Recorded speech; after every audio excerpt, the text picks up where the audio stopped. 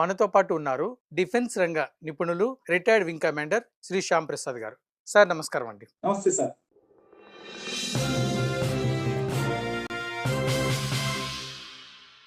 Sir ఇదే press కాన్ఫరెన్స్లో, press బ్రీఫింగ్లో పుతిన్ గారు ఇంకొక మాట అన్నారు. భారత ఆర్థిక వ్యవస్థ చాలా గొప్పగా ముందుకు దూసుకుపోతుంది ప్రపంచంలోనే అని చెప్పి ఒక మాట అన్నారు. అదేవిధంగా మన ప్రతిపక్షాలు కానీ ఇటీవల ప్రధానమంత్రి గారి టీంలో ఇంతకు ముందు పనిచేసిన కొంతమంది ఐఏఎస్ ఆఫీసర్స్ రాసినటువంటి కొన్ని ఆర్టికల్స్లో కానీ భారత ఆర్థిక వ్యవస్థ దిగజారుతుంది, ఇంకొంచెం గడ్డు కాలం వస్తుంది అని వార్తలు వచ్చినాయి, పేపర్లు అందరూ చదివాము.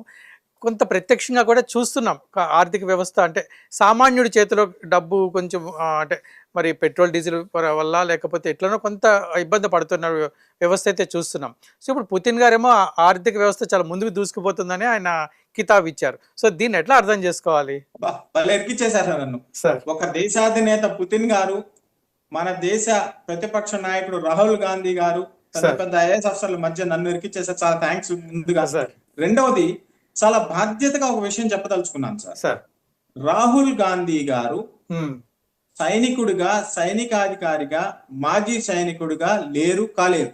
నేను భగవంతుడు దయదలిస్తే, ప్రజలు ఓట్లేస్తే ఎంపీ ఎమ్మెల్యే కాగలను. ఒక మాజీ సైనికుడిగా చాలా బాధతో బాధ్యతగా చెప్తున్న విషయం ఏంటంటే, ఈ రోజే రేటు పెరిగింది.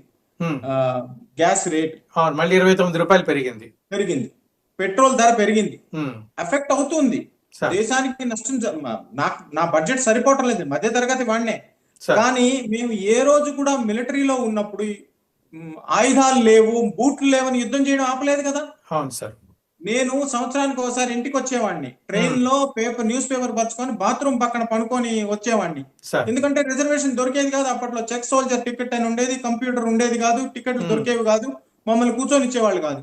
ఏ రోజు నేను బాధపడలా, ఇంటికి పోతున్నానని సంతోషపడ్డాను. సో రాహుల్ గాంధీ గారు లోపల నుంచి బయటకు చూస్తున్నారు, మైక్రో లెవెల్లో. పుతిన్ గారు మైక్రో లెవెల్లో చూస్తున్నారు, బయట నుంచి లోపలికి చూస్తున్నప్పుడు. గ్లాసులో సగం గ్లాసు నిండున్నాయి సార్.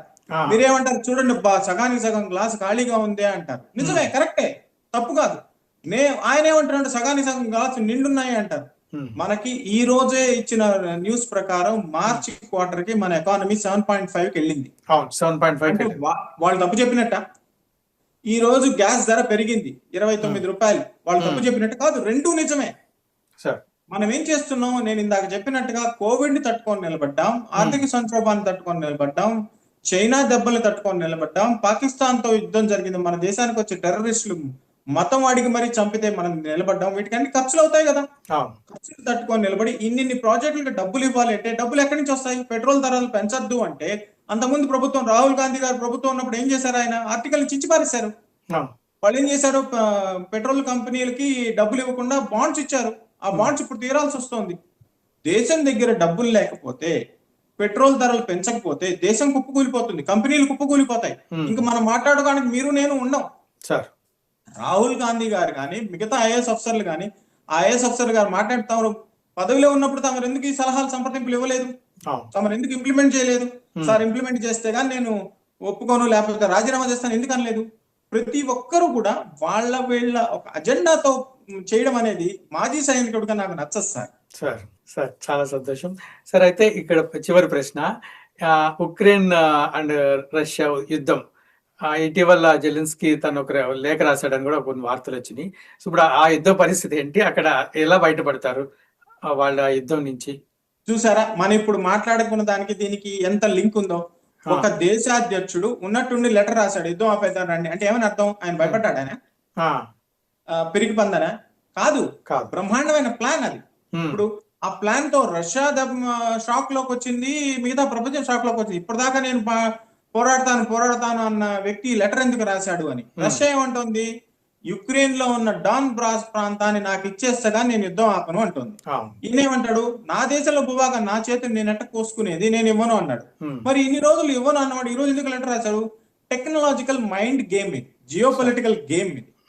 ఈ గేమ్ వల్ల తను ఏం చేసుకుంటాడు? ఈ trying to buy some time. Ukraine కొంచెం బయటకు రావాలి, యుద్ధాల్లో పోయిన వాళ్ళ ప్రజలు కొంచెం బాగుపడాలి, వాళ్ళ స్కూళ్ళకి పోవాలి, వాళ్ళ కాలేజీలు జరగాలి, వాళ్ళ హాస్పిటల్స్ పనిచేయాలి. ఇవేవి పనిచేయటం అక్కడ దెబ్బతినిపోయినాయి.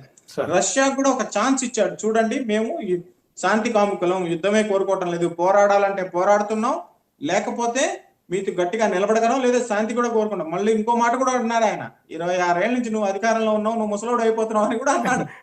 సార్ సో ఇవన్నీ చూస్తుంటే ఒక భారతీయ పౌరుడిగా మనం సంతోషపడాలి, గర్వంగా ఛాతి ఉప్పొంగుతుందా లేదా?